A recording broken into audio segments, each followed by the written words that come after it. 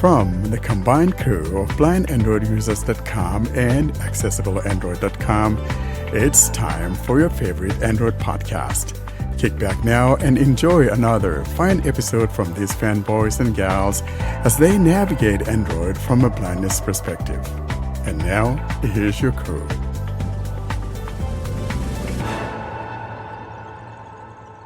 Hello, everyone, and welcome to episode 277 of the Blind Android Users Podcast.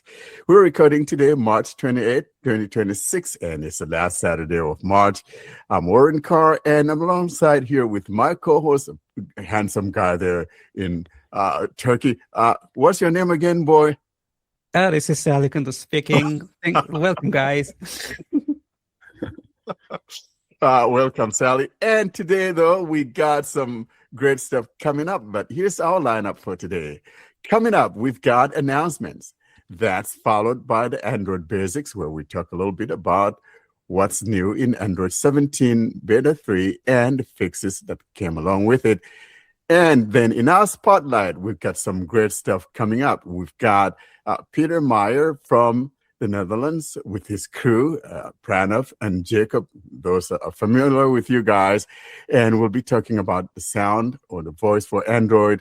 And stay tuned so you could hear all that goes down when it comes to seeing with sound. And then to close this episode, we have a demonstration. That's an app of the week. And we're talking about an app called AudiFlo, AudiFlo. Welcome to episode 277. Sally, let's do a little quick well-being check. How are you doing there in Turkey? I'm doing good here. It's been a windy, rainy, all sort of things weather for the week. It was a busy one for me as well. And when you told about the date in the beginning of the podcast, no one understands you and I. Like, time is going so fast and we cannot do anything about it. All we do is just missing the days going by, right? Exactly. And that's why I was getting mixed up. Believe it or not, I still have my Christmas tree drying, also bone dry, sitting downstairs in there. So it's hard to believe Christmas gone. Peter, you're in the Netherlands. How are you doing? I'm doing fine. I'm here in Eindhoven, the Netherlands, and the weather is, changing every 5 minutes. 5 minutes it's raining, the other 5 minutes the sun is shining. It's weird. Here in Turkey, they say it's like the girl's mind. Yeah, ever changing. And as long as the dike there in the Netherlands is holding in place, that's great. Because I used to, when I was a kid, I read this book about some kid, trying to stop water from coming in because the dike had a hole in it. All those fictional books and all of that great stuff. That was my first introduction to the Netherlands. Yeah. Jacob, what's going on in South Africa? We're officially in autumn, but it feels more or less like summer is never going to end. But that's my personal opinion. I prefer winter. I just wish it didn't last 5 minutes. That's my own take on it. So, yeah. You like the cold stuff. Yes, cold and dry. It preserves a lot of things, right? So always nice preservation going on when it's cold. Pranav, you're in India. Tell us where you're coming from in India and how are you doing in India? So I am in the National Capital Region, a city called Gurugram, also known as Gurgaon, right next to New Delhi. We have started summer temperatures reaching up to 34 degrees Celsius, dropping to about 20 to 18 degrees at night. That's a lot. Yeah, summer is officially on. We had a little bit of rain, but the sun is very strong. And now's the time when you realize that modern air conditioning is good. It's needed. So yeah, that's how things are at the moment.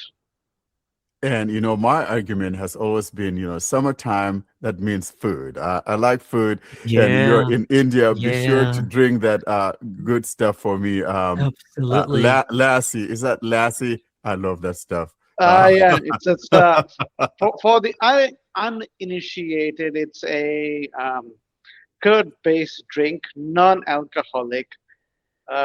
Sometimes they're light, sometimes it can be really heavy, depending on how it's made. Uh, Lemonade And it's also got works.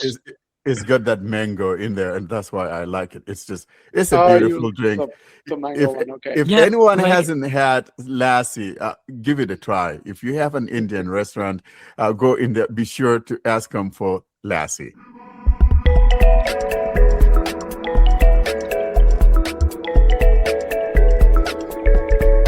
And now, the announcement segment. This is a segment dedicated to things we want you to be in the know. And now, for this week's episode, here's your announcements. Let's now turn on to announcements. And coming up the last Saturday of April, that would be the 25th, is our Open Listener and Developer Session. And I hope that, Peter, you'll be coming again, though, because this is when we have listeners coming in as well, and questions that probably we didn't get to ask you today. Those guys may ask you and all of that, but it's a basic session where we have listeners and developers alike come on, and developers get to introduce their apps and all of that. And then if anyone from the listeners on that show has a question for a given developer, they'll ask such a person. So guys, mark that down on your calendar. Last Saturday of April, that would be April the 25th. That would be our second quarter Open Listener Session. We're looking forward to seeing you guys. And Sally, you are the time guy. Tell them what time zones these things are going to be around the world. yeah, around the world, it's gonna be these days Europe, especially in Europe, the time changing happening these days. So when you're going to meet us for the developer session, it's gonna be 5 p.m. UK. It's gonna be 6 p.m. in Europe. It's gonna be 9:30 in India, and it's gonna be 7 in Egypt. It's gonna be probably 11 or midday in Brazil. Just keep your clocks on. How about Jacob in South Africa? Would that be like 7 or 8 o'clock? It will Jacob, be 7, Jacob, right? I think either 6 or 7. We're GMT +2 and we never change our time zone. It's okay. GMT +2. It can be 6. Yeah. Yeah. There we go. And if you're in places like West Africa or whatever, I think it's also 5 p.m. because I think they're same time with the UK this time of year. And now, the Android Basics segment. This is a segment where we discuss the things that power your device from behind the scenes. And now, here's this week's episode, Android Basics. Let's move on to Android Basics. And today we're talking about what's new and the fixes that come along with Android 17. The following are the changes or fixes in Android 17 Beta 3 and what's new in Android 17 Beta 3. Here are some 17 fixes in Android 17 Beta 3. 1. A system-level regression in Android 16 process lifecycle management that caused frequent random app restarts and screen flickering, which previously led to lost user progress and interrupted app states across multiple third-party applications. 2. An issue where expanded dark mode failed to apply to apps in work and private profiles. 3. A camera failure that prevented users from switching to the 5x telephoto lens. 4. Stuttering and erratic behavior during ultra-wide to wide lens transitions.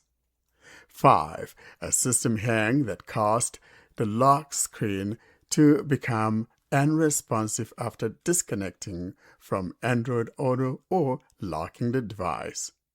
6. A system instability issue causing device freezes and reboots when using Android Auto. 7. A system instability issue causing frequent spontaneous reboots and device hangs. 8. A regression that causes unexpected device reboots. 9. A crash during rapid audio focus changes.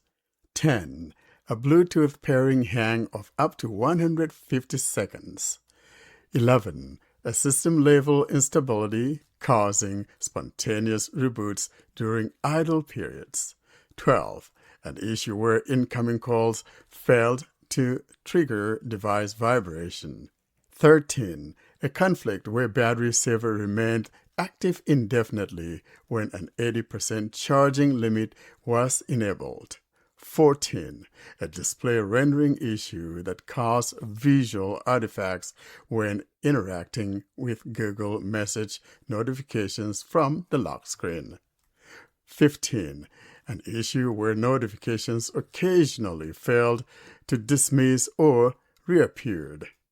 16. A rendering issue causing visual artifacts during back navigation transitions. And last but not least, 17. An issue where system status bar icons would randomly disappear, preventing users from seeing battery or network levels.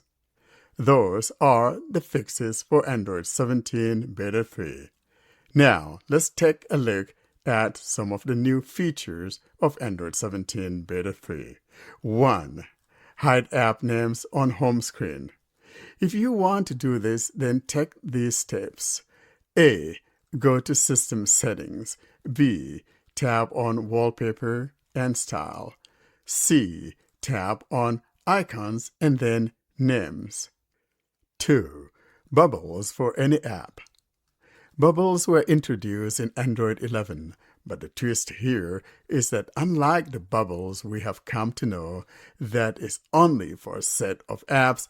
With the new implementation, you can activate a bubble for any app by long pressing an icon, and in the pop-up, you'd find Bubble. Don't expect to find this using TalkBack actions. 3. Wi-Fi and mobile data separated in Quick Settings.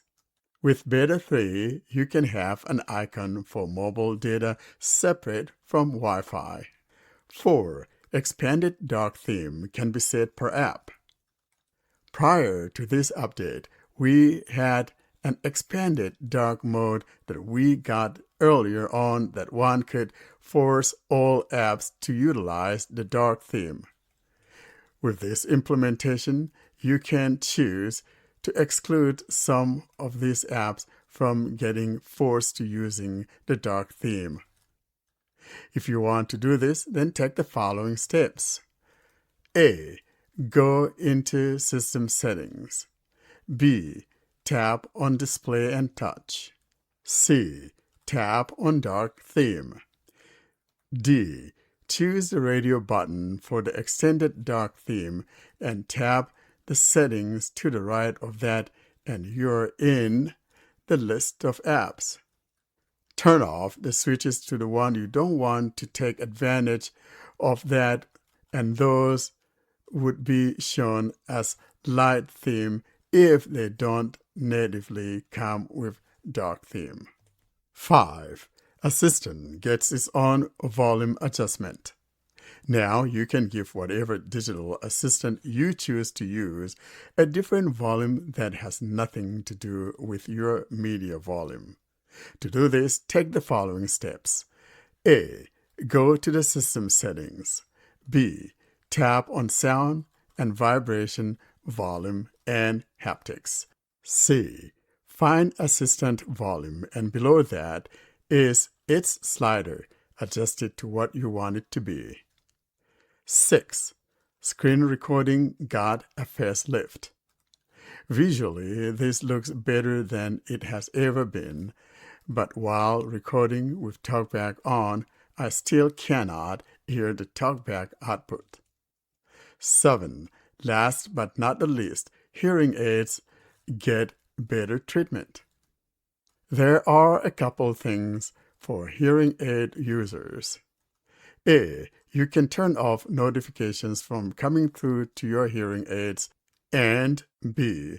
There's a toggle that keeps alarm and ringtones from being too loud.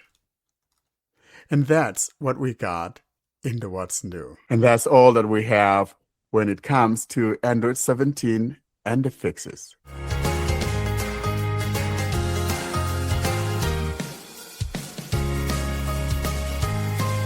Welcome to the Spotlight segment.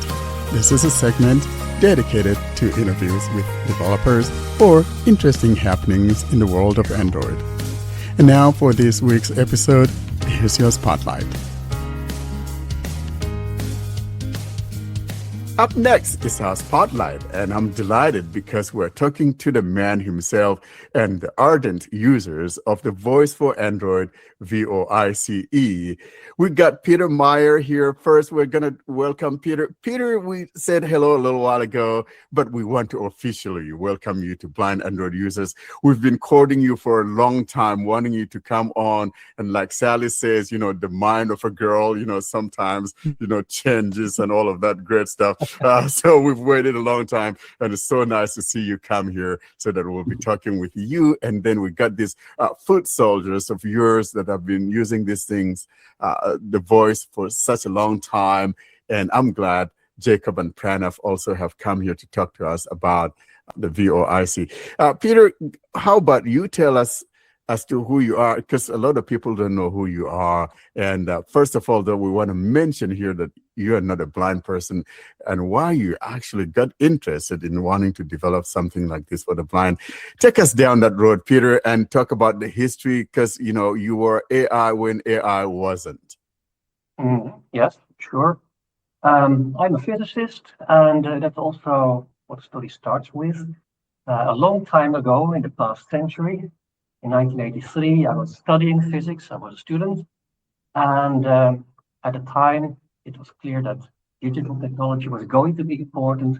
It was not part of our curriculum in any way. So I found some courses in that area, basic stuff. And then thought, I want to learn more about digital. And some of my fellow students, they were building their own PCs, which is challenging also, but in my opinion, a bit boring, because you could at that time already buy a few types of PCs in the shops, like the Tandy TRS-80, and that did not appeal too much to me. So I sat down for a couple of days brainstorming, what could I think of that is challenging from the perspective of digital development and also potentially useful. And then this weird idea came up. If we can convert images from a camera, a live view, into sound in a way that preserves pictorial information, then perhaps blind people could learn to decode in their brain, to mentally decode these complex sounds and sort of see in a certain way. Now the question was how to do that. I figured out how to do that by scanning images and so on. And at the time, PCs were not nearly fast enough to do it in software, so I really had to design a special purpose computer, special hardware. So that took about 7 years to build that, to design that, and it worked. And it resulted in a paper in the IEEE Transactions on Biomedical Engineering. A lot of response from all around the world in that time, and it was still before the internet was effectively available, but then it sort of died out. I mean, there was no manufacturer in his right mind who would produce such a computer because, it's a special thing. The market is relatively small, it's a niche, and also it would be uncertain whether there would be buyers for this whole idea.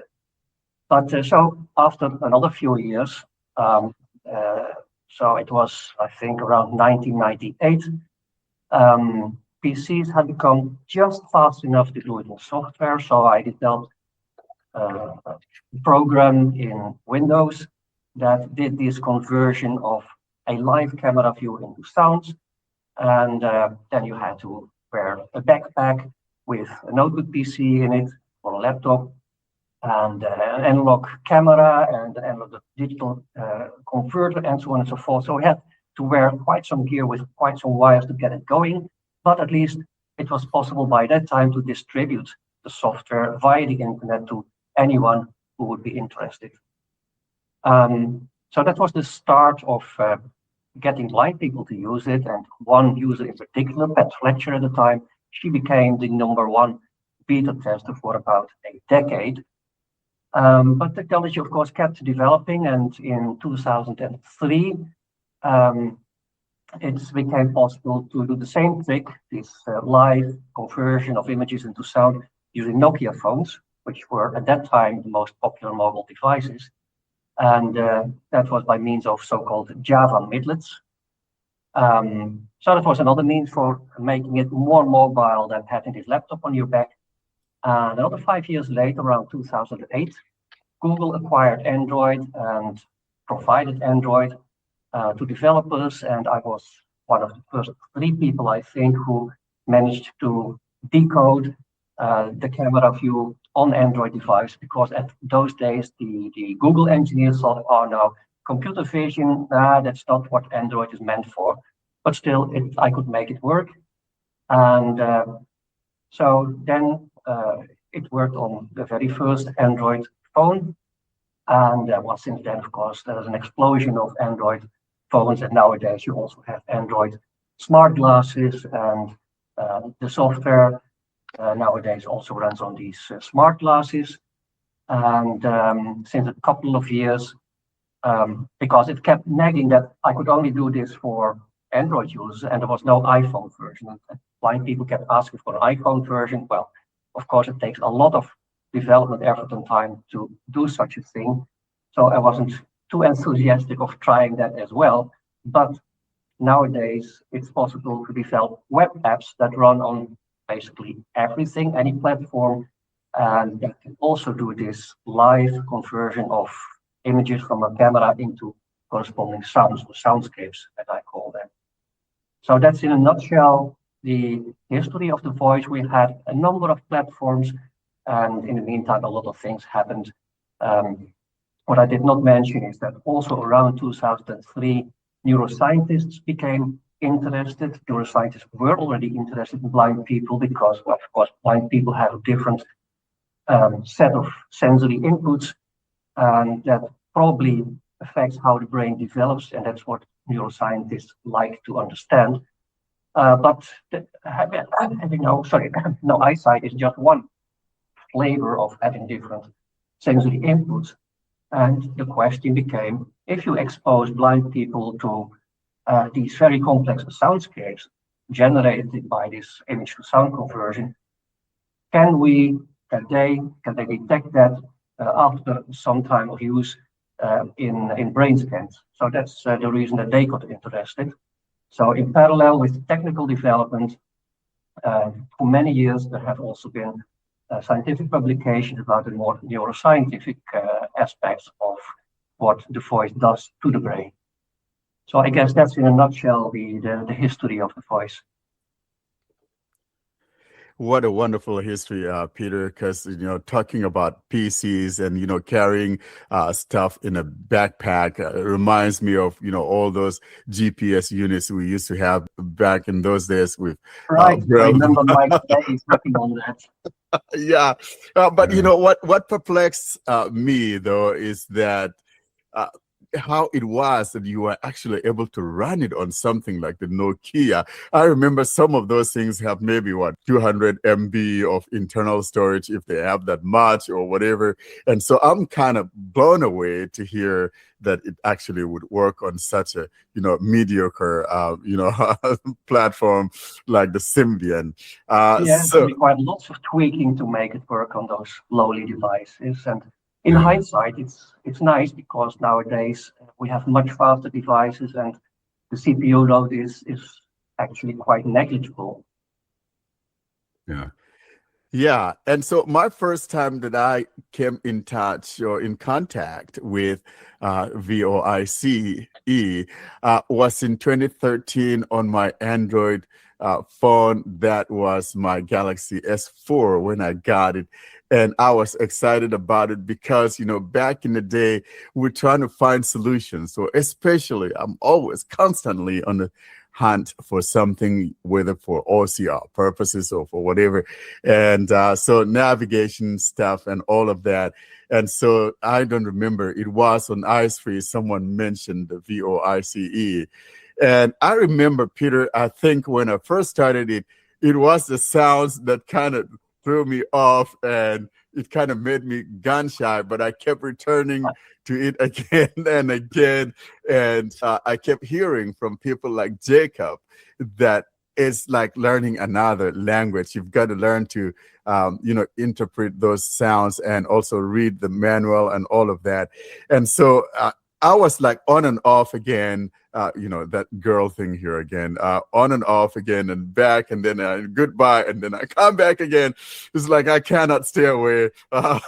So yeah, initially these sounds are very annoying. So everyone who listens to this podcast should realize that it's quite normal to be disturbed by the sounds that you get to hear. And it takes quite a while to get used to that and to sort of learn to ignore the sounds and learn to focus more on the content that these soundscapes convey. What happens is you literally start, like he says, almost ignoring it, and subconsciously you start interpreting it. exactly. That's And about that's the best why I can. Jacob demonstrated it last week. Now, Jacob, you and Pranav, you are heavy users. I call you guys the ardent users of VOICE. Jacob, let's start with you. Tell us when you got started, though, with VOICE. When did you hear about it, and how that has transformed your day-to-day living experiences? Tell us about that. Okay, well, the starting point was, back in the Nokia days, and I'm not even sure how I came across seeing the sound. Probably some other Google search, because I was then relatively recently blinded. Went blind in 2006. And being the nerd that I am, the techno junkie, or whatever you want to call me, I was like, there must be a better way. I don't have to live with what everyone else is using. I can find alternatives. And that's how I came across it. And it amazed me because, sorry to say this, Peter, you can block your ears if you want, but I was glad to know there were at least some other people that thought like me, that there was a better way to do things, better than what everyone else was used to. And I started playing around with it. And yes, it took a bit of practice, took a bit of training, bit of playing. There were a couple of, I'll mention a couple of small tricks that maybe other people hadn't thought of, that were just things like the stupid one. I wanted to rewire an electric plug. And there are 3 different wires. So I turn on color filtering, and I can tell which wire is on the left, which wire is in the middle, which wire is on the right. Things like that. I want to look for a light socket so I can change a light bulb. And I use the VOIC to scan, there's the light fixture. Where's the door in this building? I'm standing outside the office building, and I'm slightly disoriented from whatever. So you scan, there's the door. I don't have to feel along the whole wall. I can just go straight to the door. That sort of thing. It was just, the main thing, it was an alternative way of trying out things. And the more you use it, you start, like I say, almost ignoring the sounds, like he says, and just seeing. Look, I see inside my own mind's eye anyway. I've got a very active imagination. And I see shapes and outlines all the time based on what I'm imagining. And the VOIC invokes that in me even more. I actually see the lines if I concentrate. And there's lots of things. I've said before, when I was doing the bike ride in 2018, I was using the then standalone Android headset, where I was picking up the racetrack lines, and Peter helped me out there by adding a sort of custom color filter for me that matched the grass on the edge of the track. And there's been a lot of other things. I've used it for trying out archery, silly things like that. But it's more, try it and see, and you can also, another example, if you drop something on the floor, it's quicker and easier to scan with the VOIC and find it very quickly, rather than scanning across the whole floor with your cane. If you drop your cane, that's actually one of the things that's the easiest to pick up with the VOIC because of the straight white line. Yeah. I'm sitting here listening to you, Jacob, and I'm like, this is really cool. Because so oftentimes, we drop things and you're down on the floor on your knees and feeling around. It can be annoying, right? But if you have something that can actually direct you, and most especially now that one could even use it with glasses, and most especially one could use it maybe with like some cheap glasses, because I know those glasses can be very expensive. But if this could be paired with a relatively cheap glasses that one could use, I mean, it just circumvents everything else and makes things possible for those of us that are probably on limited finances and all of that. It comes in very handy. Okay, can I explain something there? I mean, these glasses I was using for the demo from last week are $50, which is not that bad. They're not perfect because you still have to wear them wired, but I also got hold of another camera that was also a test camera. It's a security camera that they use for kiosks and ATMs and that sort of thing. And it's about the size of the end of my thumb, and I actually fastened onto another set of glasses this afternoon, which is even cheaper then because it comes to, I'm not even sure, about $20, something like that. And you can replicate what I'm talking about here and exactly what I demoed last week for that price. So $20 is nothing in comparison to some of the very fancy hardware that people are all on about. Yeah. Now, Pranav, let's talk about you. I call you my photographer out there in India, and you use VOIC in helping you doing or accomplishing some of these. Talk to us about that and how that goes for you. Okay, so I use the voice like my eye. It is my eye. It gives me the capability to sense things without touching them. However, it goes beyond that because the voice also gives me the ability to sense the interplay of lights and shadows. Now, we need to take a step back because I need to explain to you the 3 rules of soundscapes. This is all in the manual, but you need to know as context, right? So panning represents where an object is in the horizontal plane. The pitch of the sound maps to how high an object is. So the higher the pitch, the higher the object. And the volume of the sound maps to brightness. So the louder the sound, the brighter the object. Now, based on these 3 rules, I decode the scene. I decide, okay, this shape looks interesting. And I mainly do landscape photography. So lots of plants, mountains, trees, that sort of stuff. Rivers, bridges over rivers, ponds, stuff like that. So, and otherwise machineries. I like going to factories and taking pictures of machines because they make such interesting shapes. So all I do is I see what's in the foreground, what's in the background, and I have a separate phone, which is my daily driver, which is currently an iPhone 13 mini. And I simply, I'm wearing video glasses, or even if I have an Android phone in which I'm running the voice. So I check it with that phone. I then lift the other phone to the correct position and take the picture. So that's how the photography works. It's actually, the photography is just, the way it started was, I had the words, but I didn't have visual experience when I started. And I started in the laptop era when we were carrying backpacks. And I started because I don't know where I'd read about the voice, but I think in 1998 or something. I think I still have Peter's first email, but I was trying to draw. I drew a line from right to left on a sheet of paper, and I saw something on the page, and I said, okay, let me draw left to right. And I did that, like, huh? These look the same. Which was when he explained that, basically the motion of the pen is not what's captured when you draw something.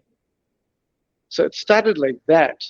And practical example about the voice on the Nokia phones and otherwise, I was in an office and we had moved floors, and there was no way. The only way to go to the toilet was you get out of my bay, turn left, walk up till a pillar, and then turn right, and then go straight. The problem was, as you exited the bay on the left, there were other doors, people exiting, people moving. And when I would turn right, there were filing cabinets, more people, filing cabinets. How do I dodge all of that, right? You don't want to be carrying I don't want to carry a cane in office. It's too easy to poke people where they don't want to be poked.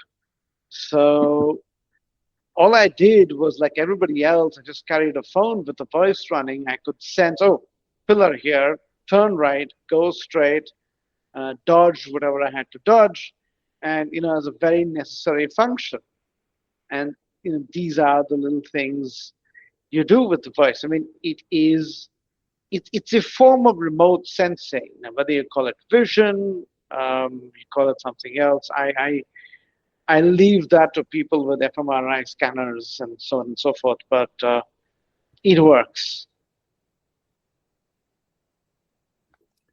Now, Pranav, I'm kind of happy to know that you like, nature photography and all of that. So we'll call you blind. What's that channel on YouTube? What is it? Something about geography. I'm trying to find the correct National Geographic. There we go. That's what I was thinking of. So, I mean, you could be doing pictures like that. I'm so thankful that, you like doing things of that nature. I like taking those as well, especially now that lilacs, I got lots of them in front of my house and starting to bloom. And it's a beautiful thing. Soon, the whole place smells like lilac and all of that. But yeah, so talking about your experience, though, I'm trying to go to that toilet and I can see, people are like looking at you at like some guy from a sci-fi somewhere or James Bond or something. What is he doing? No, it wasn't that at all.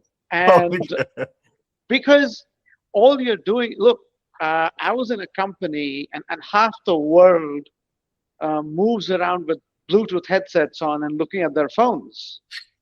The only difference with me was I wasn't looking at my phone. I was just holding it and pointing it forward. So there you go. It wasn't anything. Nobody asked me, hey man, what's this funny thing you're wearing? So no, you don't attract undue attention at all. It's just smooth. Then the other joke about wearing different devices, that old sort of VR headset I had, which was a standalone Android headset. I actually painted the eyes of Horus, the Egyptian mythology symbol, to ward off evil, on the front of it. And yes, I used to get asked, Geordie LaForge from Star Trek. But yeah, old joke. Yeah, I know. Yeah. I still mean to watch that episode of Star Trek where LaForge describes how his implant works to Picard, because I want to see again if it's scientifically accurate. Exactly. Yeah, probably not, but yeah. Yeah, but to see what he's building. But yeah, and I mean, the voice can run on anything. I've got it running on a Raspberry Pi. I've got it running. I mean, think of it. You get an organic eye built the way you want, and you can customize it the way you want. That's, again, I mean, Warren and then will agree, that's why we love Android. But this, with Peter's multiple platforms and the way he's put it all, made it available, we can do almost anything we want. We can decide how we want to use it. Yeah. We live in different parts of the world, and when it comes to availability and language support, what can you say about it, and in what parts of the world we can use this app, and about the affordability, of course? Yeah, well, it is available all around the world. It's available from a website, seeingwithsound.com. And the Android app supports, I don't know exactly, but about 15 different languages. So not just English, but German, French, you name it, Chinese. So I try to make it available specifically for different languages also. And the cost, it depends a lot on your preferred configuration. There's many possible trade-offs between convenience and price. I mean, there are high-end Android smart glasses from Vuzix, like the Vuzix M400 that Pranav also uses, the Vuzix Shield that I use, but those cost over $2,000 a piece. But you can also configure something that Jacob talked about, those $50 USB camera glasses connected to a regular Android smartphone. You have to fiddle a little bit with settings of an auxiliary app, but then it costs way less. You basically probably already have an Android smartphone and only have to add $50 or $60 in terms of hardware, and all the rest is fiddling with a few settings once, and then you're done. So there are many possibilities. Some blind people also wear just their phone on their chest. Then you don't have to buy anything new, and well, you get a different set of trade-offs in terms of convenience. But the software as such is available all over the world. What I was using before they got these glasses now was just that mini Cubot J10 Android handset strapped to the back of my hand. And that was a cheap Android handset that I only used for that, and it was just convenient, simple, easy. And I've used it for things like sightseeing at a festive season show exhibition where I was looking at Father Christmas. All sorts of stuff like that, because you can. I mean, I have this Unihertz Jelly Bean one or whatever it's called, that phone. And the voice runs on that very nicely, that there is no problem. I mean, you take any mid-range Android phone today in India, 10,000 rupees, 15,000, maybe even less. You know, those carbon phones may be 8,000 rupees, but what you got to realize is the voice is very, very well coded. There is, it isn't AI per se, it's just pure mathematics, and it's very clean code. And some of the basic code is already there on the Seeing with Sound website. So if you're curious and you're a developer, you can actually see what I am talking about. It's very optimized, it's very clean, and it runs without a fuss on anything. I mean, I once tried compiling it for an Arduino. I compiled it and never ran it, but I managed it, which is this really tiny platform used for embedded devices. Yeah, that's really neat. And talking about, Jacob, in your demo, you were actually able to even run Gemini alongside with it, which I found really interesting, because if you're like me and you also want to double check that, so you have two tools simultaneously running concurrently with each other. And so I think it's a win-win situation when you have the two together.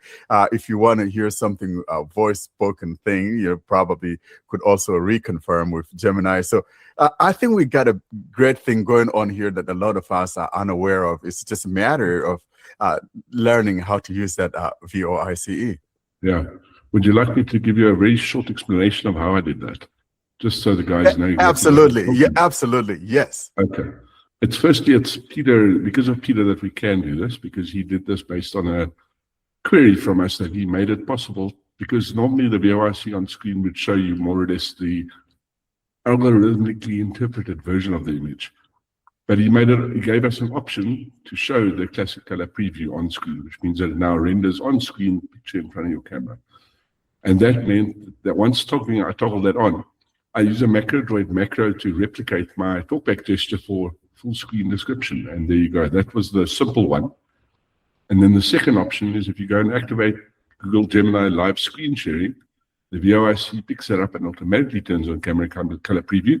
And then while you're doing whatever and listening to the VoIC and interpreting sounds yourself, you can speak to Gemini and ask it for confirmation of what you think you're picking. It works that simply. It really does. means that with my cheap $50 camera sunglasses, I can replicate, or I can literally walk around with a pair of glasses on and ask Gemini about what's in front of me. What's to the left there? Does that look interesting? Etc., etc. Yeah. But, while I'm using the device to pick up when I might have something I'm interested in. I like that idea of cheap $50, glasses, Jacob, because that saves you money and you can take that girl out, go eat some food instead of paying $2,400 or $4,000 or $300, whatever. The other side of them, the other camera I got hold of now, like I said, it's literally about the size of, it's 2 centimeters by 2 centimeters by 5 centimeters, about the size of the end of your thumb. That's a USB security camera. But another thing that I'm looking into this side of the world, there in South Africa, because, unfortunately, a $2,000 gadget is way out of the price range for most guys this side of the world. I'm actually looking into trying to find like youth groups, young techno guys that like to play with robotics and electronics, and they can play around with stripping down USB webcams, because that's all you actually need. In terms of architecture, you just need a basic UVC universal video camera, driverless webcam to plug in, and that's it. So I'm looking to try, I don't know, call it from youth motivation, if you want to call it that. Yeah, come help the blind guys, rebuild this gadget for me, that sort of thing. I'm also looking at things like that because I can. Yeah, Exactly. What I did was I found a makerspace, and they helped me build something, and I'm looking at reviving. I went to this hobbyist store online which sells USB cameras, and I found the AudioCam 16 megapixel something. Yeah, it's still 5,000 rupees. Couldn't find anything less expensive than that, but there would be something. And all you have to do is these are just UVC compliant USB webcams, which you can connect to the phone, and the technology is not the problem here. It's where the challenge lies is in assembling your rig. Yeah, comfort. Yeah, I mean, how do you stick that camera onto a pair of glasses so that it looks good, and especially if you have a fashion conscious wife, then things become even more interesting.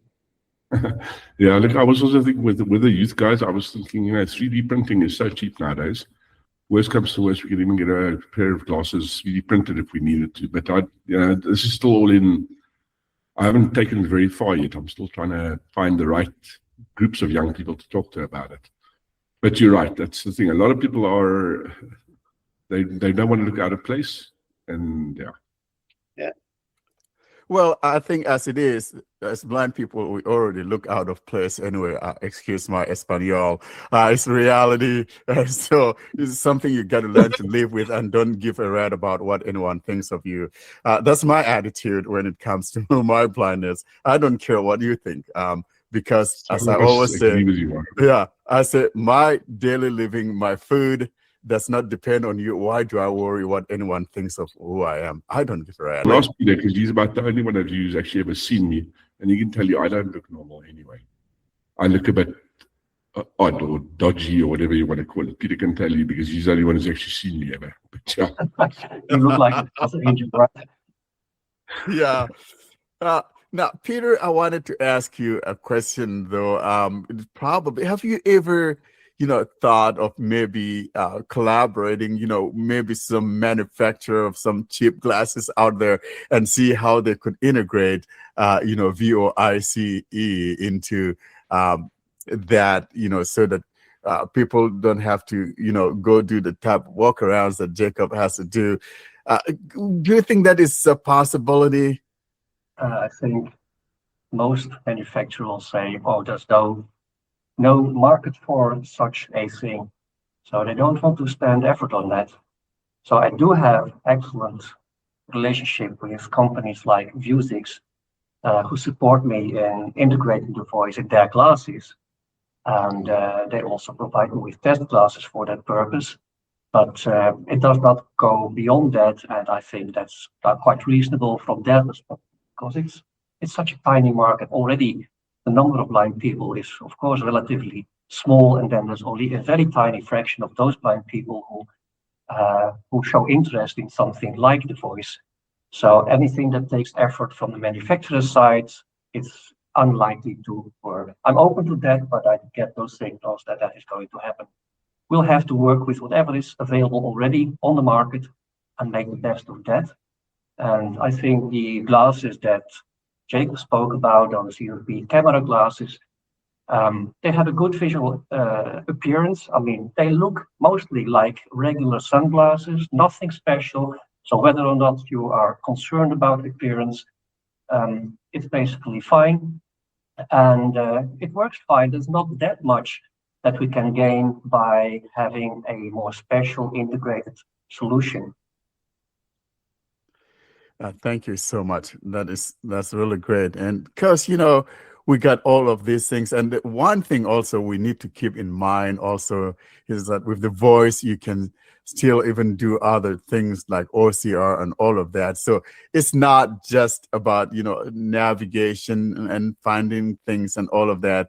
And, Pranav, you talk about, seeing those shapes and, the shadows and all of that and finding interesting things. So it's just a tool that kind of gives us more capabilities that more than we thought we ever could. And like I said, though, it's just a matter of learning how to interpret those sounds. And if you haven't, guys, installed it, and the good thing is that it's out there just for the taking. Peter's not asking you to pay for the app, so it's available to everyone. What I've also suggested in the past for guys who want to try it out is there's a tactile mode where you actually get to feel on the screen the texture, the patterns that you're seeing or that you're listening to. That's also just something I've used in the past while trying to get other people interested in. Just lets them play around and feel, oh, that's where I'm hearing the line right about there. I hear the line about a third of the way through the soundscape, and you run your finger across the screen and you feel the vibration. And it just gives you a confirmation of what you're hearing. It's also just part of the training process. Well, I do want to thank you guys for coming to talk with us today, and most especially sacrificing that dinner time and, blame it on me, boys. That really means a lot when it comes to food, food concerned, Warren and I really, really. Yeah, exactly.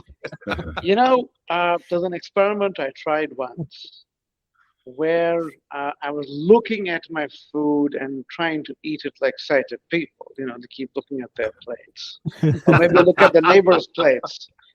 Mm. And I made a video of myself eating watermelon from a first-person point of view. So you look for this cluster of squishy things in your plate, and then you just stab it with your fork, and then you eat it. I'm like, okay, where's the next juicy, squishy thing? Yeah. Don't try this with cake because contrast is very poor with cake. Fruit's better. Yeah. Makes sense. Or just eat it like a caveman. Just kidding. But yeah, seriously, thank you so much. And Peter, I hope you come though, and you boys, I hope you come on the 25th of April because we want to see you guys there. Definitely, you're invited. So I want to, get a promise that you guys are gonna come. I know things do come now and then and make it impossible for you guys to come and all of that. If no developers come, I just want to get your promise, so you will be there. Exactly. But seriously, I want to thank you, all three of you, for coming and talking to us about the VOICE. And Peter, people can get hold of you by either contacting you directly from within the app or the other website that you gave earlier. Could you repeat that website again? All right. It's Seeing with Sound, written as one single word without spaces or anything, just seeingwithsound.com. Awesome. Well, thank you so much, guys, and we appreciate you as always. And next time when we want you guys back on, Peter, we want you to come back on. Definitely. Thank you. Yeah. Hey, thank you. And adjust yourself since you got the time.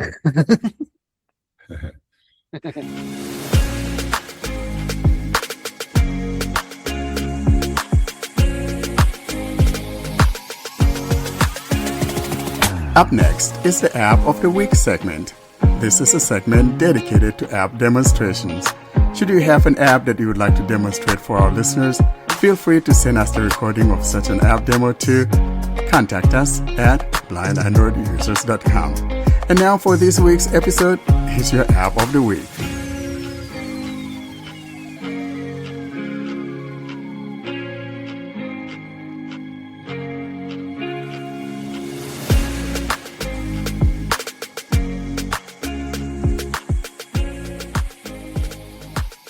We now move on to the App of the Week, and here I am demonstrating AudiFlo. Hi, Warren here for Blind Android Users Podcast. As we continue with our App of the Week series for episode 277, App of the Week, I'll be demonstrating an app called AudiFlo, AudiFlo. For today's demonstration, I'll be utilizing my Galaxy S23 Plus running One UI 8.0 and TalkBack 16.x. First, I would like to congratulate the developer of AudiFlo because he's such a great guy, most especially when it comes to matters of accessibility. This is a guy that when you report something having to do with accessibility, he fixes it right away, and I'm so proud of him, and I wish that we have many more like him. To start with, I do want to mention here in passing that AudiFlo is an ebook reading app, but what is special about this, though, however, is the fact that it has the character identification. In other words, if you're reading a book that has different speakers or different characters, it will auto-assign or auto-detect those characters, and you can in turn then assign voices to these characters. So that makes it stand out in this class. And those of you that like reading novels, probably this is something that you would like to give it a look and see how it works for you. I'm now on the play page of AudiFlo, and as always though, I'd like to go to the About, so we hear the description of the app, and thereafter I come back to the installation page, tap on that install, and get started. Let's now navigate to the About. About this app. Heading. Google Play Store. AudiFlo ITTS Audiobook. Details. AITTS Audiobook Reader for EPUB, PDF, and web novels with offline mode. Headphone AudiFlo AI Text-to-Speech Audiobook Reader EPUB, PDF, DOCX web novels. Turn EPUBs, PDFs, DOCX, TXT files, and web novels into AI audiobooks with natural voices and character-based narration. AudiFlo is a powerful text-to-speech TTS audiobook reader built for long stories, massive libraries, and immersive listening even offline. Not just reading, every character sounds alive. _blank. Face mask character voice player full cast audiobook experience. Create a cinematic listening experience with AI voices. Assign unique voices to each character. Smart character name detection and auto-switching. Narrator versus character voice separation. Manage voices from book index or settings. Emotion-rich storytelling with natural flow. Right arrow deep voice for main character. Right arrow menacing tone for antagonist. Right arrow cute energetic voices for companions. Turn any book into a full-cast AI audiobook. _blank. Books EPUB, PDF, DOCX, and web novel reader. AudiFlo is a complete ebook reader plus audiobook app. EPUB reader with images and cover extraction. PDF reader, smart talk and chapter detection. DOCX reader, metadata extraction. TXT reader, perfect for web novels and raw dumps. Built for large content. Smart table of contents detection. Optimized for large files 500-2000 plus chapters. Infinite scroll, full scroll reading mode. Fast loading for large EPUB and PDF files. _blank. Speaking head advanced AI text-to-speech TTS. Natural neural AI voices, multiple accents, adjustable speed, pitch, and tone. Character voice profiles per book. Interactive voice selection UI. Improved AI character detection. Supports offline AI TTS engines with downloadable voice models for uninterrupted listening. _blank. Anti-clockwise arrows smart reading and listening features. Highlights plus bookmarks. Auto progress tracking per book and chapter. In-reader text search. Custom pronunciation rules. Text replacement. Book lists. Collections for organization. Designed for power readers and binge listeners. Cloud sync and backup.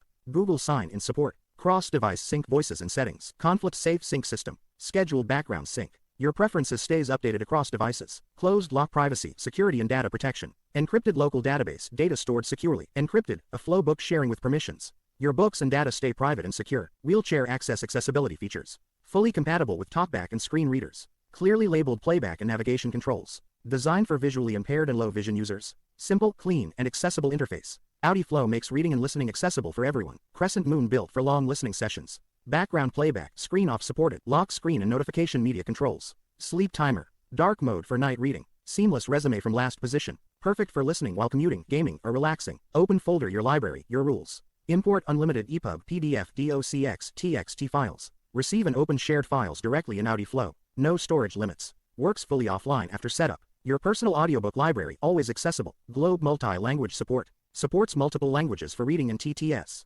Designed for global users and multilingual content. Heart perfect for Fire web novel readers. Fire light novel fans. Fire fanfiction communities. Fire audiobook listeners. Fire students and long-form readers. If you love fantasy, romance, reincarnation, power systems, or long story arcs, AudiFlo makes every moment immersive. Headphone Y AudiFlo. Checkmark AI text-to-speech audiobook reader. Checkmark EPUB, PDF, DOCX, and TXT support. Checkmark character-based voice system. Checkmark offline audiobook playback. Checkmark advanced reader plus TTS features. _blank. Headphone stop reading. Start experiencing your stories. Download AudiFlo. And turn any book into a personalized AI audiobook with character. Voices. App info. Version 0.4.583. Updated on March 17, 2026. Downloads 100 plus downloads. Download size 32.90 megabytes. Required OS Android 7.0 and up. Offered by Zerade. Released on January 26, 2026. And that's both the description and the history of the app. As you can see, this is relatively a very new app. I'll now go back though to that installation page and tap on install, and let's get started. Play Store. About this app. AudiFlo. Install. But. Verified by Play Protect. Pending. 0%. 12%. 35%. 63%. 78%. 100%. Installing. Shortcut to AudiFlo added on home screen. We're done with the installation, and I'll now tap on Open. Open. Button. AudiFlo. Welcome. Here we are on the first page, and we heard AudiFlo Welcome. Putting my finger down. Welcome. And moving on down. Your journey starts from here. Sign in with Google. Button. And we come across Sign in with Google toward the bottom of the phone. By continuing, you confirm that you've read and agreed to the terms of service and consent to the privacy policy. And that's all that we have. So I'll now tap on Sign in with Google. Sign in with Google. But Google Play Services. Google Play Services. Choose an account. We're now on a page where you could tap on your Google account or tap on Add Account, which means though that you'll be signing up or creating a new Google account. Add another account. To continue, Google will share your name, email address, and profile picture with AudiFlo. I'll tap on my Google username. Warrencare.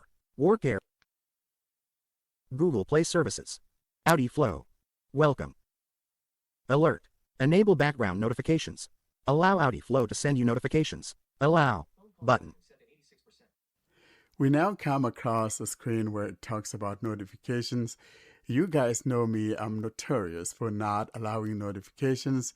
And for this one, I'm not going to be giving notifications, but I just want to mention something here in passing. However, that if you allow notifications, the app would be reminding you maybe it's time to read or something of that nature. So if you do not want to be reminded to read something, then probably don't give it notification access. I'll tap on Do Not Allow. Don't allow. Button. AudiFlo. Enable background notifications. AudiFlo. Navigate up. Button. It opens up the notification area for me to enable the notification, and I'm going to hit back. AudiFlo. Enable background notifications. Later. Button. I'm going to tap on Later. AudiFlo. Charles. Classic and articulate. Hello there, I'm Charles. I'll be your guide through AudiFlo. Shall I read your books for you? We're now on a page where you have like a guidance voice, like a narrator's voice. And so you heard, this is Charles. And now I'll swipe from right to left to move to the next voice. So if you like a voice that you hear and you want it to be your guidance voice, you will tap Confirm Selection at the bottom. Let's swipe from right to left to move to the next voice selection. Arthur, deep and commanding. Window. Good day to you. I'm Arthur. I can turn any document into an audiobook. Let me show you around, shall I? Let's move to the next one. Beatrice, warm and professional. Hello there, I'm Beatrice. I offer a clear, refined voice for your reading. Ready to get started? Let's move to the next one. Diana, bright and engaging. Oh, hello, I'm Diana. I'd be absolutely delighted to narrate your books. Shall we begin? Media Let's control. move to the next Media. one. Sage, majestic and deep. Hi there, I'm Sage. I'm here to help you get the most out of AudiFlo. Want me to show you around? I'll tap on Select at the very bottom. Confirm selection. Confirm selection. Voice selection. Choose your narrator voice. Welcome to AudiFlo, books. Now we're in the main UI and we heard Welcome to AudiFlo Books. And moving on down. Transform any text document into an immersive audiobook experience. Next. Listen anywhere. Next. Turn PDFs, EPUBs, and more into audio. Next. Full control. Next. Adjust speed, voice, and playback. Never lose your place. Auto save progress and bookmarks. Add your first book button. We now come across a button that says Add Your First Book. Below that, though, we got Or go to your library button.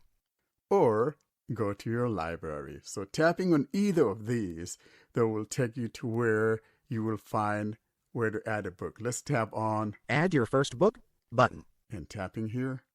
Edit box, book title, AudiFlo. Tapping on that, we are placed in the edit field and it's asking the name of the book. Below that, On, enable character-aware narration. Assign unique voices to characters. Switch. we come to character aware narration and that is turned on. I think I must have turned it on because I've signed in before and I do not remember if this is off by default. Now moving on down. Upload an ebook or text file. EPUB PDF, DOCX, TXT, AFLO. Choose file, button. Button, disabled. We come across choose file. Moving on down. Detected, icon, trash can. We come across trash can is one of those buttons that I missed and I'm going to let him know that that button is not labeled. So TalkBack is doing the heavy lifting here. So that button needs to be labeled. I'm sure he'll do it right away. Next. Import book, button, disabled. We come across import book disabled because I haven't chosen a file yet. Next. Or import from. Or import from. Paste text. And that's the last item there. And below that, at the very bottom, though, we've got some tabs and a button. Here's what we've got starting from the bottom left. We've got Home. Home, and to the right of that, Library. Library, and to the right of that, Settings. Settings. We'll come back to it as we have lots of things to look into here. And then the last button at the bottom right is an add. Add. Button. So whether you use the add book from the previous screen or you tap on the library, you will wind up here at the same place. I'm going to go back and show you what I'm talking about. Add, auto save progress and bookmarks. Now I'm going to Or go to your library button. tap on or go to your library. Selected. Recent activity. Tab 1 of 2. Tapping on that go to your library, we're now on a screen that has two tabs at the top. So from the very top, we got My library. the title of the window and Edit box. Search your library. an edit field there to search the library. And now below this search are a couple tabs. The first one is the recent tab or recent activity. And to the right of it is the book lists tab. I do want to mention here, however, that if you're a swiper and you swipe from here, you'll be skipping over those two tabs and you will hear No books yet. Import an ebook to get started. no books yet. But if you're an explorer, Selected. Recent activity. Tab 1 of 2.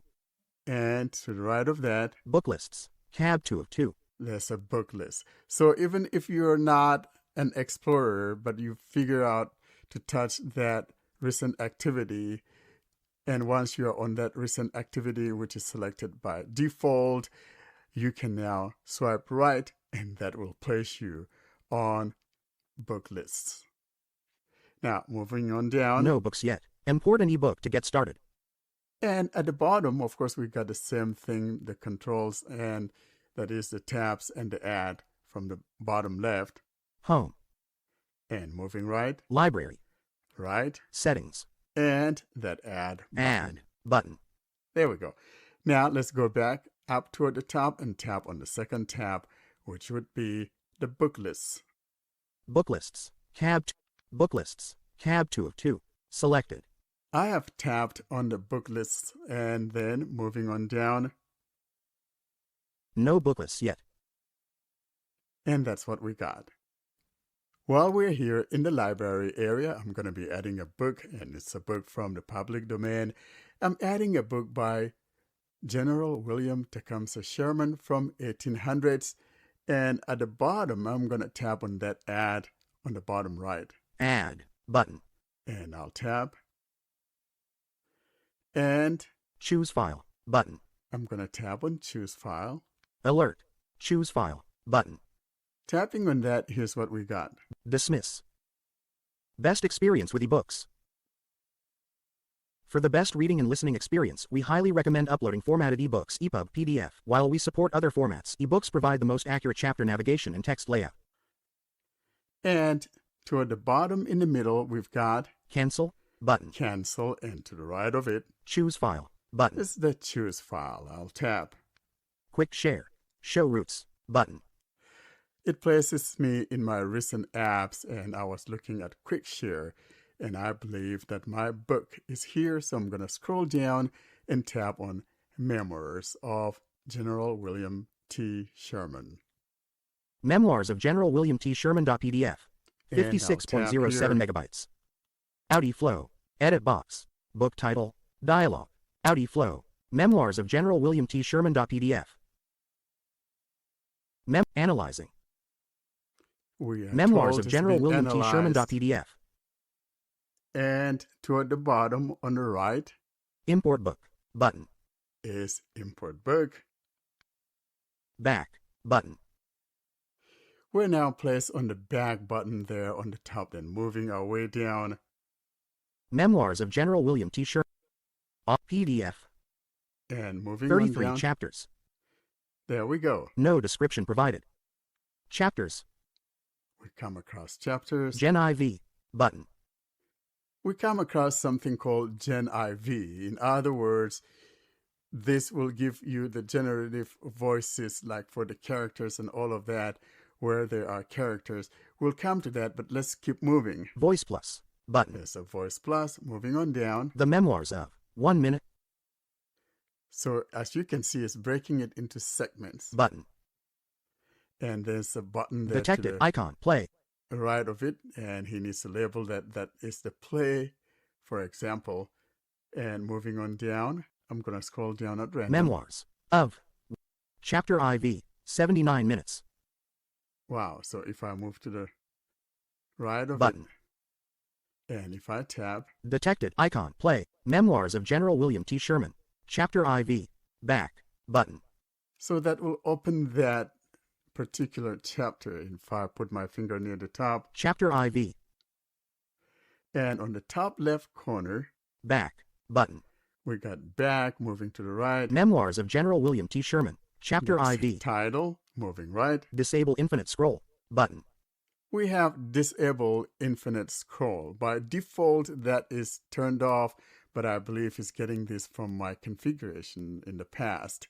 What this means is that it scrolls vertically if you turn this on. This is good for Braille users that use a Braille display. You want to make sure that this is turned on. And to the right of it, Find in text. Button. find in text, and to the right, Add highlight. Button. and More. Button. There's some more options there on the top right, which is the last button. I'm going to tap here on the more.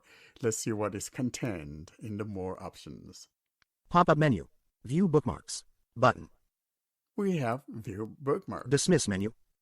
or dismiss menus. I'll tap here. Memoirs of General William T. Sherman. Chapter IV. More. Button. Now, if I move my finger down Chapter IV. and moving it down, During the winter of 1854-55, I received frequent intimations in my letters from Thest, Lewis House, at the so Bank as of you Page, can Bacon see, and Company. it's reading it. And now let's change our granularities. Speech rate. Characters. Words. Let's see. Was. In. Trouble. So as you can see, I'm reading it word by word. Now, moving toward the bottom, we've got some items here containing buttons and all of that, and durations. 0 hours, 0 minutes, and 0 seconds. We heard 0 hours, and then to the right of it, 1 hour, 33 minutes, and 30 seconds. and below those is Play. Button. a big button that says play. Now, below that, starting from the bottom left and going right, we've got Voice plus. Voice Plus, Sleep. right, Speed. right, Chapters. and chapters. Basically, if you tap here again, it will take you to the list of chapters. Let's say we want to play this a Play. little bit. Button. Chapter IV, California, 1855 to 1857. During the winter of 1854-55, I received frequent intimations in my letters from Thest, Lewis House, that the Bank of Page, Bacon. I just hit that button again to stop playback. Now, let's go ahead and look back at the Voice Plus, but before we do that, let's go back to the previous screen, Back. Button. and I'm going to go back. Edit box. Book title. AudiFlo. Now we're back in the main library. Now let's go to the Settings tab, Settings. and I'll tap. Tapping on Settings, we got the account information, name and account, Account. and Warren card. Sync Then- settings. Configure cloud backup schedule.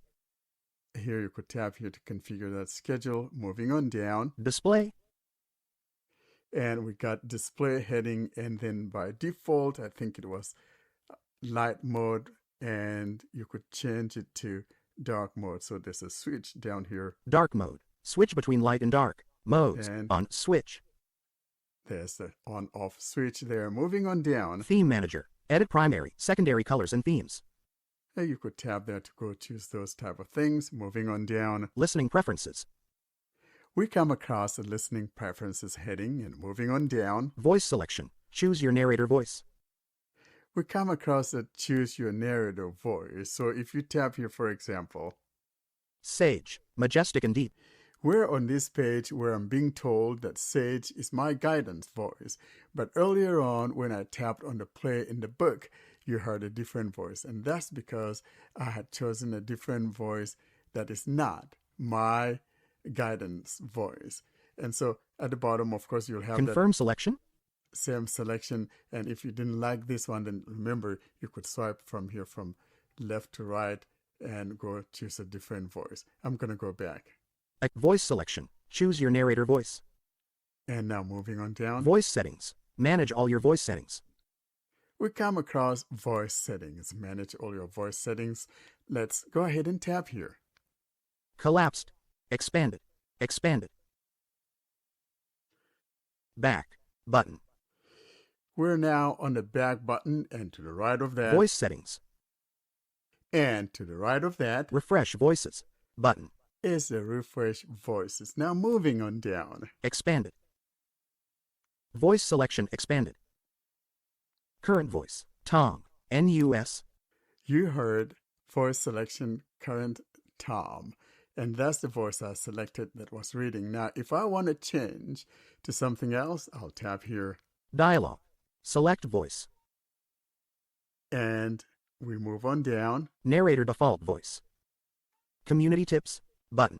and moving down, Edit box. Search voices or author. AudiFlo. you could search for a voice, and below that we've got language selection or regional selections. Here's what we got. Selected. All. Button. We've got all, English UK. Button. English US. Button. English Australia. Button. English India. Button. Arabic. Button. Bengali. Button. Chinese simplified. Chinese traditional. Button. Dutch. French Canada. French France. German. Hindi. Italian. Japanese. Button. Korean. Button. Polish. Button. Portuguese Brazil. Button. and on it goes. But by default, all is selected. So what that means is a mixture of different voices from different regions. I'm going to go ahead though and tap on English United States. English US. Button. And I'll tap. English US. Selected. So that will give us just the English US voices. T. Tom. English US male female. Button. And the voice that I selected earlier sits at the top, and to the right of it is the play sample. Preview voice. Button. Or preview voice. Hello, I am narrator. I can voice your character. And moving on down. A. Alex on stream. English US male female. Button. And you heard on stream. In other words, these are stream voices. So they are not like the generative AI voices that we'll be looking at later on, because these are stream voices. They're compressed. Now to the right of that. Preview voice. Button. Hello, I am narrator. I can voice your character. So I'm going to leave it at Tom. Anyway, let's go test some other voices. English UK. Button.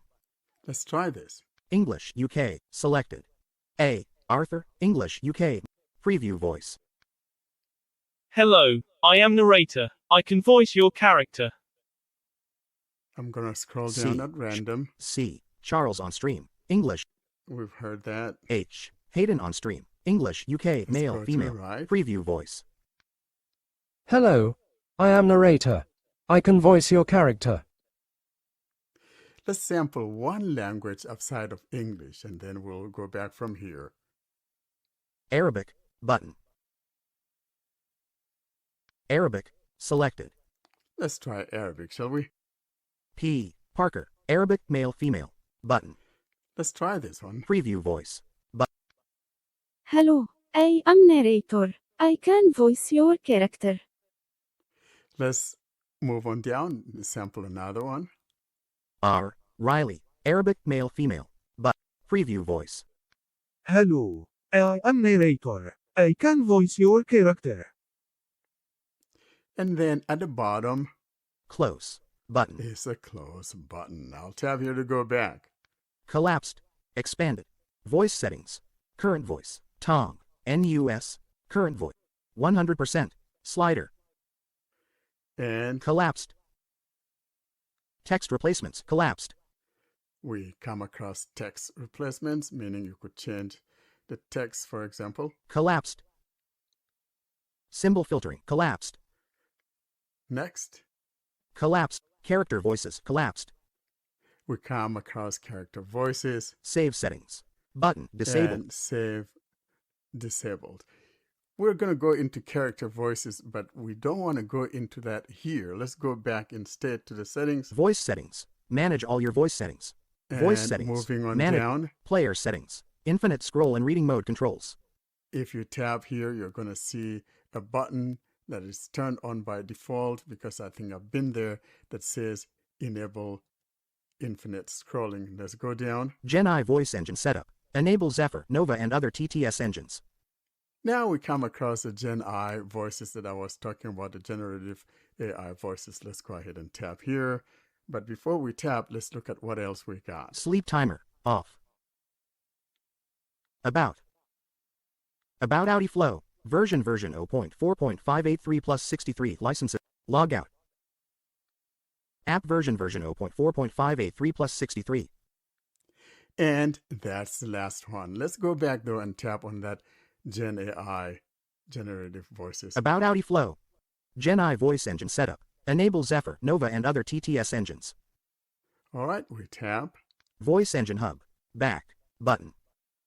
We heard back, and then below that, Selected. On device. Tab 1 of 2. we've got a couple tabs. The first one on the left is on device, and that's selected by default. So everything here, once you get it, it'll be directly on your device. And to the right of that, Cloud API. Tab 2 of 2. we got Cloud API. Before we go to Cloud API, though, let's look at what we have on the Selected. On device. Tab 1 on of 2. device tab. And below that, Local processing. These engines run entirely on your device. Download models once and generate audio completely offline, ensuring total privacy. in other words, once you download the voices here and you can generate an audio for a given book or character, you are using that offline, no need for internet access. Now let's go down. Eon. Best. Deep and timeless. Great for immersive narration. Setup. We come across Eon, EAON, and if we tap here, it'll take us to where we could download the voice models, and then we'll save it and enable it. Let's move on down, see what else we got here. These are yet a coming, but here's what we got. Kitten TTS Nano. Soon. Native mobile engine with the smallest footprint, approximately 25 megabytes. Next, Mellow TTS. Soon. Multilingual Onyx-based TTS engine, approximately 108 megabytes. next, Vits Koki. Soon. Offline Onyx engine focusing on voice diversity. Community and how-to. Get setup tips and voice best practices. Window and Voice that's Engine the Hub. last item there. Now let's go back though and tap on, Local processing. Eon. Best. Deep and timeless. Great for immersive narration. Setup. and let's go ahead and tap and set it up. Eon Neural TTS. Back. Button. And moving on down, Eon. Best natural voice engine with a one-time setup. Multi-speaker, multi-accent. ASCII scripts only. Non-ASCII falls back to Flow Plus. 100% offline. No internet after setup. Best natural engine. Most realistic voice quality. ASCII scripts only. Non-ASCII right pointing arrow device Flow Plus. One-time download. Approximately 126 megabytes model package. and below that across the screen at the bottom, Start setup button. start the setup. I'll tap here to download it. Back button. And it will take a little while because it's a bigger file and all of that, and we'll give it some time to download. And you could check on the progress. Setting up Eon. 10. So that's like 10%. I'll move on down. Downloading model 2.16 megabytes per second. So it's downloading at 2.x seconds, MBs per second. So it's a little bit slow, and it depends on your internet connectivity and all of that. But at least it's downloading. 22. And we're at 22%. I'm going to pause the recording here to let it finish downloading, and then we will resume from here. Eon voice catalog. Back button. There we go. We're finished downloading. It's sped up to like 5 point something MB per second. And now we're on the back button and moving to the right. Eon voice catalog. Moving down. Edit box. Search by speaker. Language. Selected. All button. And we come across that tab that has those other languages to the right of it. Moving past that. F. Heart. English American. F. Alloy. English American. If I tap on any of these. Dialogue. Alloy. And at the bottom. Preview voice. Button. Preview. Hello, I am Alloy. I can voice your character. And at the bottom. Select for character. Button. Disabled. It says select for characters disabled because I haven't enabled the usage of the Eon voices. Let's choose a different voice. F. Nova. English American. Dialogue. Preview voice. Button. Preview voice. Hello, I am Nova. I can voice your character. Let's do a couple more voices and then we'll go sample some other languages. M. Michael. English American. Dialogue. Preview voice. Hello, I am Michael. I can voice your character. M. Huck. English, American. Dialogue. Preview voice. Button. Hello, I am Puck. I can voice your character. F. Sky. English, American. Dialogue. Preview voice. Hello, I am Sky. I can voice your character. E on voice catalog. F. Now Sky. let's go tap English, on a American. different language. I know they are mixed in here. If we scroll down, we come across other languages or other regions. English. Button. So here's English. And if I tap here, English. Selected. let's see if we see other English languages outside of the US. F. Core. English, American. F. Gonna scroll M. down. Adam. English, American. M. F. Alice. English, British.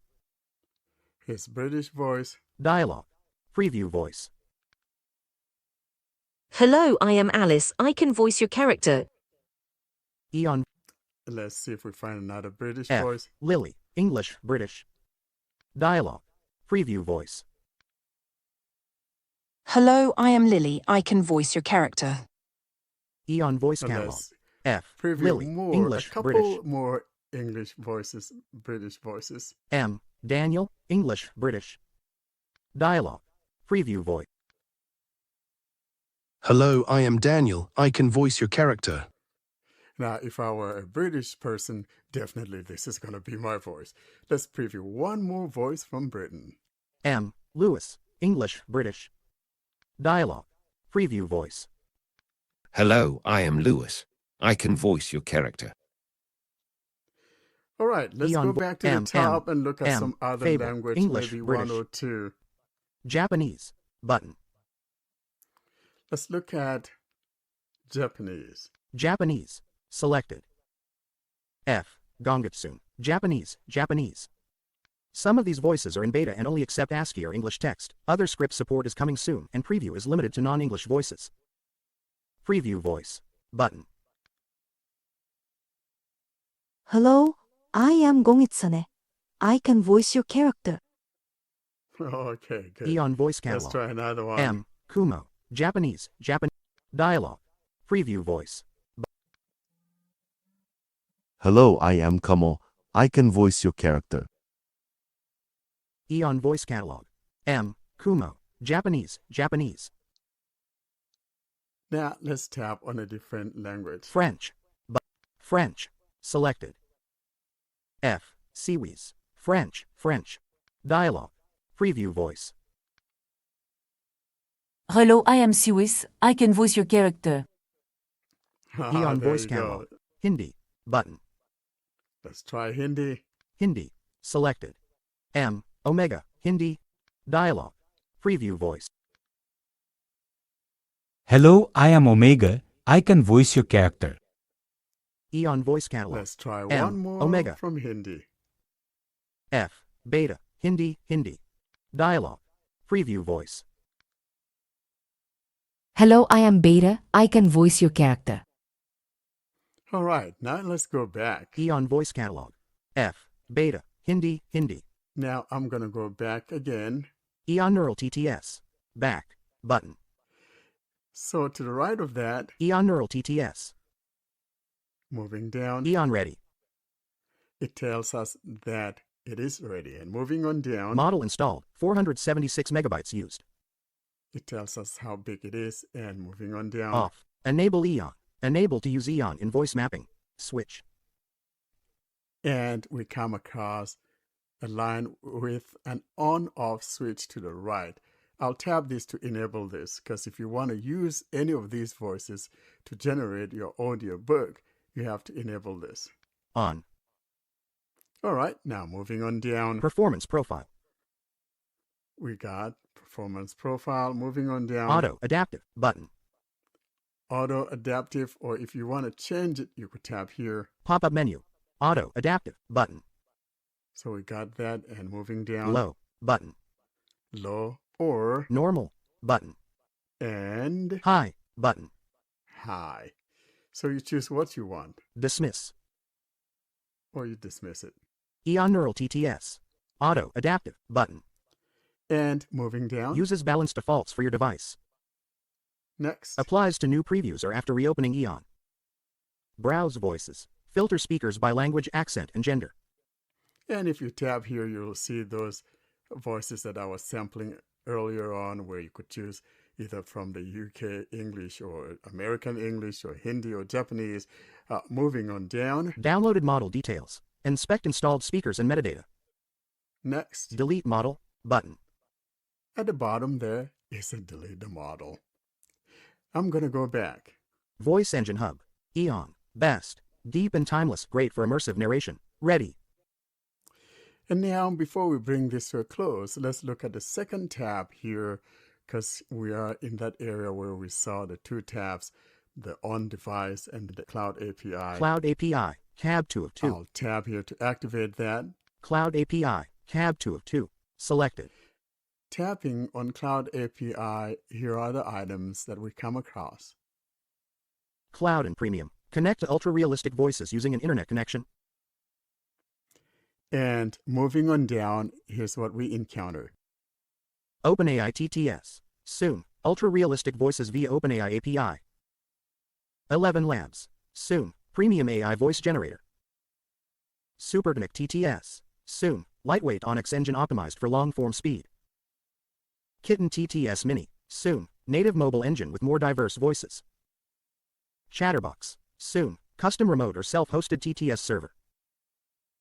Orpheus 3B. Soon. Basic tags. Happy, sad. Index TTS2. Soon. Zero-shot emotion cloning plus text control.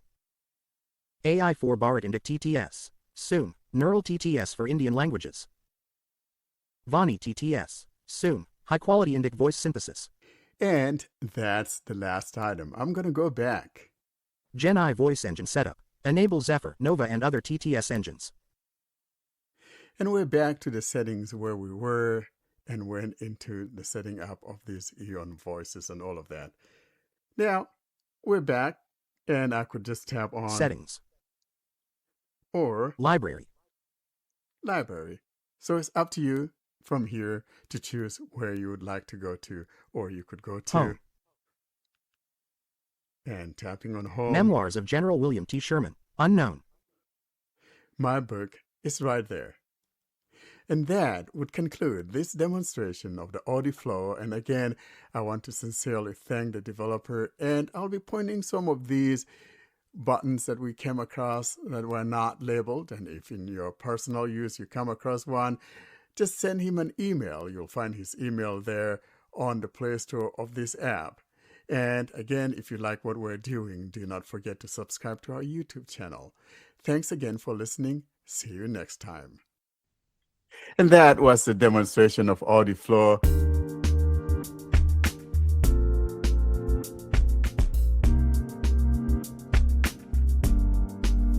All good things must end. Thus, it's curtain drawing time, bringing us to the close of this week's episode. Coming up, though, we give you information on how to get hold of us.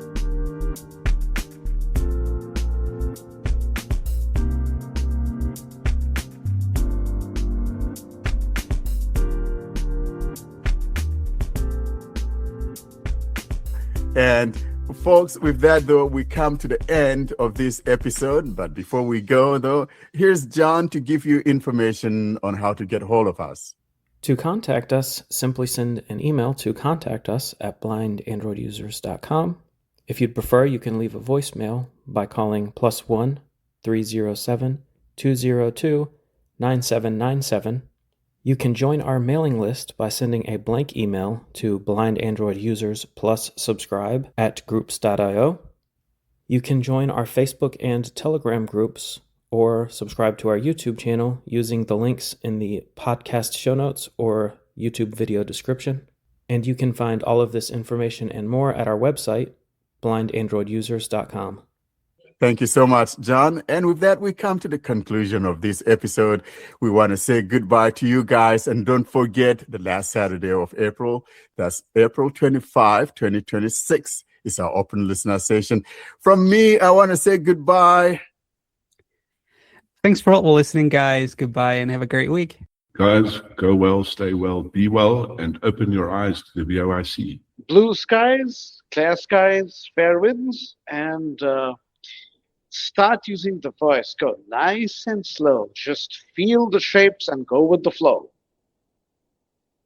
Thank you all for listening, and may the voice be with you.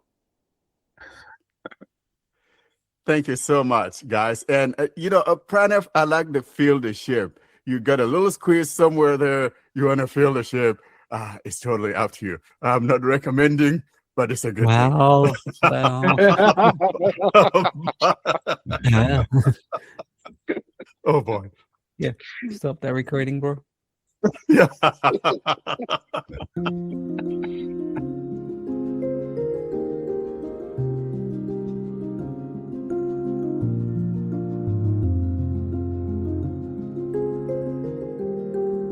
Thanks for listening to another episode of the Blind Android Users Podcast. Until we see you next week, don't forget to leave us your comments and suggestions via our email contact or using any of our social media sites.